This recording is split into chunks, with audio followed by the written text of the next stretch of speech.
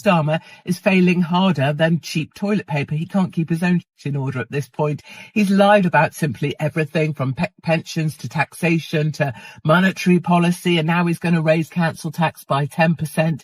He even broke rules during lockdown when he had his vocal coach over to give him some lessons, and she did a pretty poor job because he still sounds like he's got a major stinking cold even when he's denying stuff he obviously did. Don't worry, I'm not here to thrash the living daylights out of you. A lot of you are probably thinking, what the hell is Ant Middleton doing here at the Reform Conference? Well, what do I know about politics? I know enough about modern day politics to realise that it's not working here in the UK. Hence, the solution is in the title, reform. Political reform is definitely needed. And it doesn't take the brains of Elon Musk to realise that.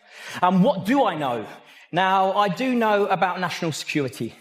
I do know about safety. I do know about personal safety. I do know about community. I do know about teamwork. I do know about coming together. Remember when Keir Starmer promised to bring calm, adult energy back into politics? Well, she obliterated him. While Ant Middleton made the metaphorical PE teacher, Hopkins tore into his flip-flops, his dull delivery, and that chronic Let's be honest, if leadership were measured in strength, Keir Starmer's government would fold faster than cheap toilet paper in a thunderstorm. The man promised competence, stability, and truth. Instead, we've got confusion, backtracking, and another round of tax hikes no one asked for. Council tax up by 10%, energy bills climbing, groceries still sky high. Ability to take a stand. Is this your leader? Middleton joked. Or a confused librarian lost on a battlefield? Spoiler alert. Starmer didn't survive the roast. Keir Starmer now says he's the guy that's going to control our borders. The same Keir Starmer that decriminalised illegal immigration, has prioritised illegals over our own good people, has thrown them into hotels and generally prioritised them for housing as well, and wanted to make sure that anyone who spoke out against illegal immigration was called far right and put in prison. But now suddenly he's all for it. He also says that those arriving in our country should speak English. Maybe he could go to Birmingham or Bradford or Luton or Leicester or any other of his voting areas and say that, because none of them will understand a bloody... Is going to be a lot worse unless we get a grip of it right now. We need to revert back to the basics. Let's strip everything down, back to the basics. Identity. We need the umbrella identity of British culture. British culture needs to be at the forefront of everything. By all means, come in, practice your culture. We are accepting, by all means, but we need an umbrella culture. We need that identity, because then we have our rules and regulations, which everyone needs to adhere to.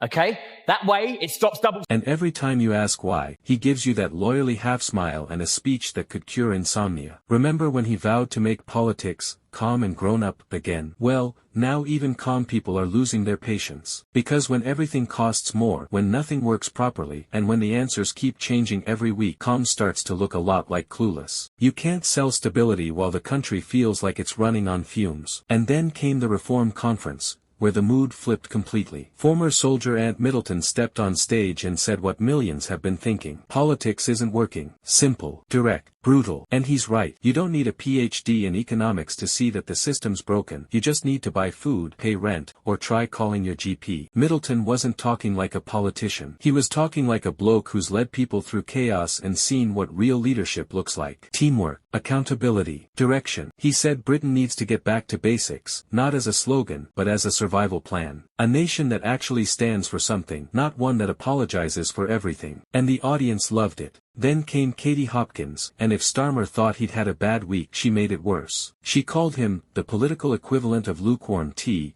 mocked his endless U-turns, and tore into his knack for dodging every tough question. Is this your leader? She asked, or a confused librarian lost on a battlefield? The crowd laughed, but the message was deadly serious. This government has lost its spark, its story, and its soul. Even Starmer's own spin doctors couldn't spin this one. He's now promising to get tough on borders, tough on crime, tough on everything he previously ignored. But the public's not stupid. You can't reinvent yourself every few months and expect people to believe it. The same man who said compassion comes first is suddenly posing as a hardliner. It's not leadership, it's performance. And here's the thing, people aren't angry because they hate politicians. They're angry because they used to believe them. They're angry because they've worked hard, paid taxes, followed rules, and been told to wait just a bit longer for things to get better. But that wait never ends. And while Westminster argues about image, the real country is running out of patience. So tonight the message couldn't be clearer. Britain doesn't need another press release. It needs direction. It doesn't need spin, it needs strength. Because if Starmer wants to lead this country, he's going to have to stop sounding like a PowerPoint presentation and start acting like a prime minister. Until then,